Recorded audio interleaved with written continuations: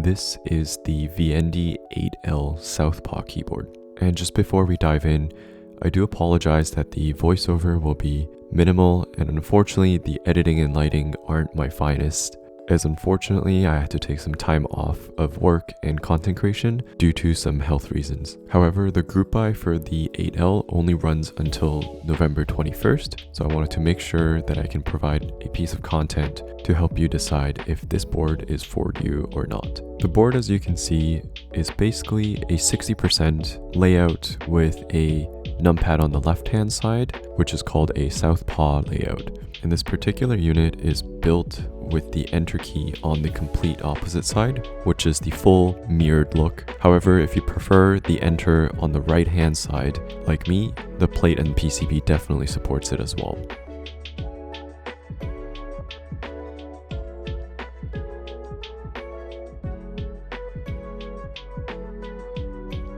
And the feature of the year, a rotary encoder knob, makes an appearance here as well.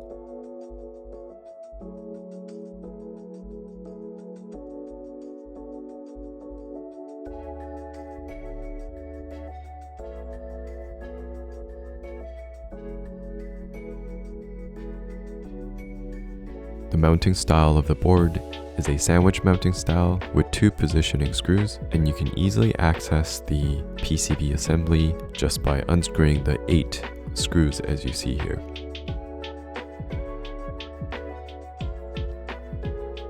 So the typing experience does tend to be on the stiffer side compared to the gasket mounted boards that I've been trying lately. But honestly, it's a very refreshing, solid feeling, just like my Whale 75 by Lin.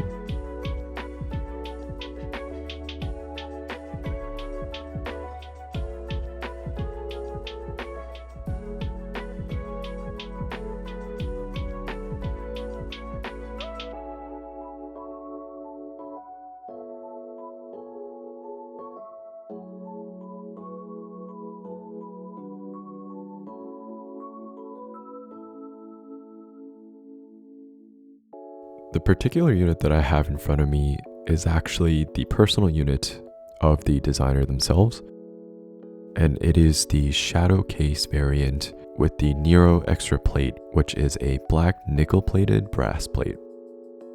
In terms of parts used, the board is built with lubed Durock POM linears and C3 stabs, while also using the PCB foam in between the plate and the PCB. The keycaps they have on here are the DSS Dolce by Signature Plastics,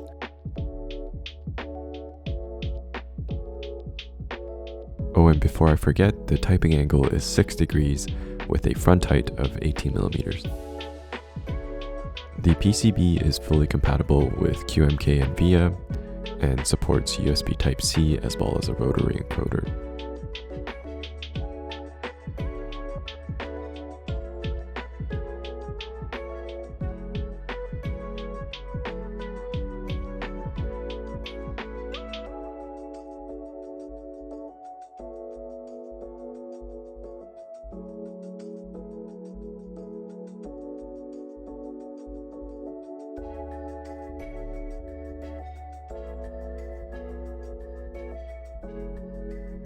Viendi Studios explicitly told me that the board sounds better without a case foam, so I'm going to put that to test and record a sound test without the case foam for you guys.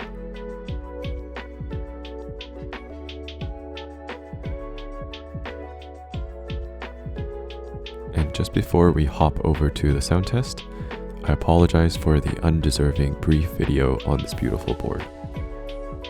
If you found this video useful, please consider hitting the subscribe button, as YouTube has been telling me only 6% of my viewers are actually subscribed. And frankly, the subscriber count does help the channel grow quite a bit, so much appreciated if you could drop a subscribe.